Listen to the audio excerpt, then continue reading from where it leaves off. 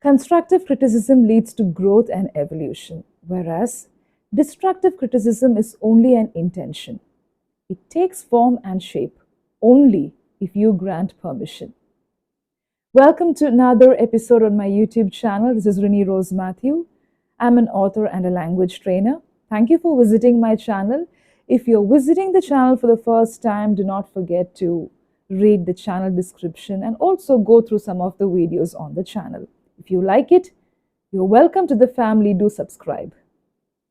Today's topic is one of the most important topics. It has been discussed widely by different creators and different language trainers. Criticism. It's a part of life. We grow with criticism. But there are two types of criticisms. One is constructive criticism and the other is destructive criticism. You all must have heard of this by now. Now, your discretion lies when you're able to distinguish between the two types. Many of us do not know how to distinguish between constructive criticism and destructive criticism. So I'll give you some guidelines on this. I'll also share one of my experiences towards the end of the video because this is something that I can relate with. You will also be probably able to relate with this. Okay, let's begin. Now, when people criticize, you may feel bad. If it's constructive criticism, you can definitely make out the genuinity and the sincerity behind this particular comment or feedback or suggestion, whatever the person is trying to give you, through the tone, the way it is put forth. Every time it need not be polite. But sometimes constructive criticism always helps us. It helps us to grow. It helps us to think in a different dimension. And also it helps us to take a different direction that could lead to a better evolvement of a person as an individual and as a professional. So that's what constructive criticism does. But every criticism cannot come under the label of being constructive. We all know about that. Okay, the first point is space and quality. Now, what do I mean by space and quality? If a person desires and decides to criticize you, always remember that you have got the space and the quality for criticism. No one will come behind another person, or no one will come behind you if you do not have the quality, or if you don't have something that triggers jealousy or something that triggers a person to give a comment. It could be constructive, it could be destructive also. It could be because of admiration, it could be because of the interest that the person has in you to give you a constructive criticism.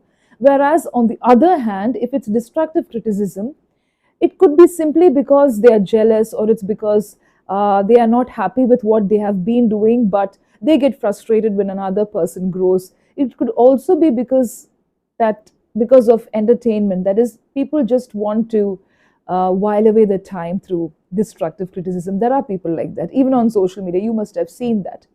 So constructive criticism always is because of admiration. They will always want you to become better.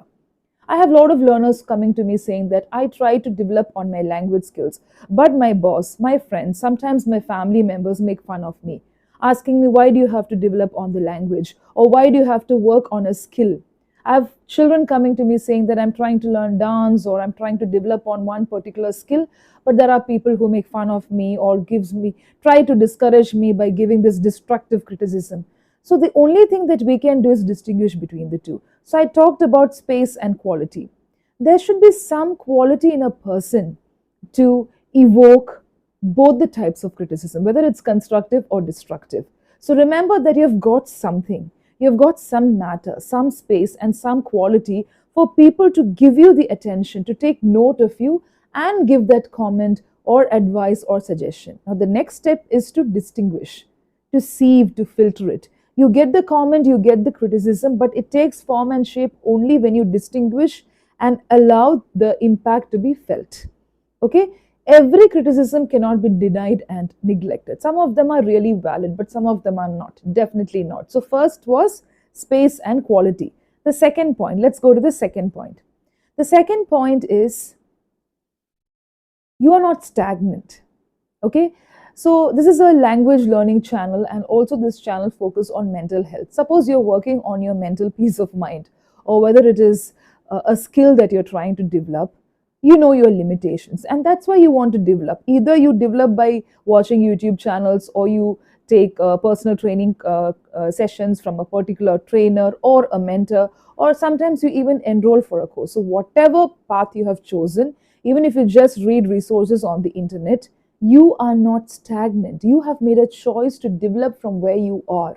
You don't want to be in the same level. You want to go to this next level and become a better version of your personality, whether it is language or the process of evolving as an individual. So you have taken a very important step in your life. But people who criticize could be either better than you, they could also be not as good as you. I won't say worse than you, but not as good as you.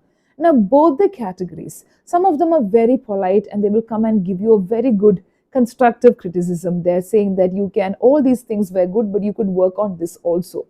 But some people are so destructive and discouraging that they are so happy with where they are. They are not going to the next level.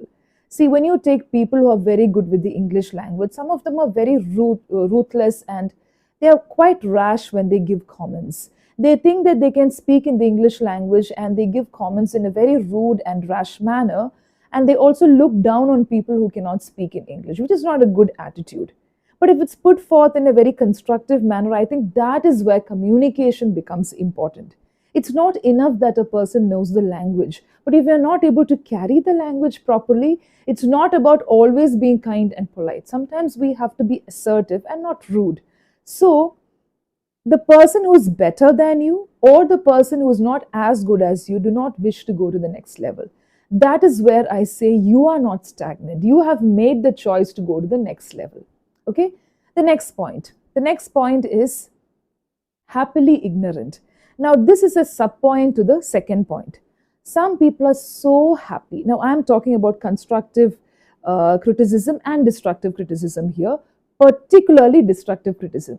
Now, coming to constructive criticism, when they give you a good feedback, a good advice or suggestion, you may feel, okay, I can really work on that. Sometimes I too get suggestions and advice in the form of mails, telling me you could add these points also. Why don't you do a video on this particular topic? So those are put forth in a very constructive way. Some people may not even know the English language, but the way they put it forth, in spite of the language limitations. So constructive criticism. Now, coming to destructive criticism, there are two sets, there are two categories under this. Some people know their limitations, but they're very ignorant in the sense they know their limitations, but they're so happy with their ignorance. Okay, it could be because they tried their level best, and because of wrong guidelines or because of wrong mentorship, they were not able to develop a particular skill. And they're so frustrated and they give up easily. Okay, they are so happy in giving up and not in trying again and again. And that is why they decide to remain frustrated, and they're so happy with their ignorance. That is why I say they are happily ignorant. Now, coming to the next category under happily ignorant, now this group of people will not be aware of their mistakes. They will not know about their limitations. They will not know that they're making a mistake. And nobody is perfect. I'm not telling that everybody should be perfect, that I am perfect, nothing like that. Everybody is in this learning process. But when a person attempts to criticize, he or she should look into himself first and see if the person is okay with the basics. If he or she is aware of the basics, is well informed of the basics. Without knowing the basics, how can a person rectify and find fault with others? Okay, so some people will not be knowing about their limitations, but they'll be happily criticizing others in a very destructive manner. And when someone else says you are also making the same mistake or the worst mistakes possible, they get irritated and they go to the extent of being very, very harsh. You can see this even on the social media, where people go to the extent of just passing comments without knowing the background, without knowing what is happening behind. They may say, I don't have to know about it. Even without listening to a complete content, people will be there to criticize. But there are people like this who go to the extent of just commenting, and it is always fine to give a criticism, whether it's destructive or constructive, whatever it is. But always cross-check before you even tell something. Think twice before you leap, and then After cross checking, the person feels kind of confused and gets irritated, and also understands the background behind creating a video. It happens with many YouTube creators. It happens with many people. They say they don't listen to the complete content and they jump into conclusion. The problem is many people presume that both these videos are same, or this creator is giving the same guidelines as the other creator. No, there are a lot of language learning channels, but one person's experience or one person's guideline may not be similar to the other person, right? So when I give a solo experience from my life, I'm just trying to help you out, because there are many people who send me emails. So always remember that constructive criticism leads to the growth and evolution of a person, but destructive criticism takes shape only if you grant the permission. Both are essential for a person to grow, but you should be able to distinguish. And destructive criticism is not just given by people who are aloof or who are away from you. Sometimes family members also do this. You should be able to distinguish. How do you distinguish? Of course, that is why we ask you to read, to connect with people, to communicate with people from different walks of life, from different professions. Okay? And try to talk to people, try to communicate, try to read about different topics. That's when you get the wisdom and the knowledge. See, information can be gathered from Google, it could be gathered. But wisdom, knowledge, everything comes only when we interact with each other. We learn from each other. Sometimes what I say may be correct for me. It would have worked with me. But when I give a particular guideline, I always tell my learners this has worked with 10 people. This has worked with 40 people. So I think you should also try it out.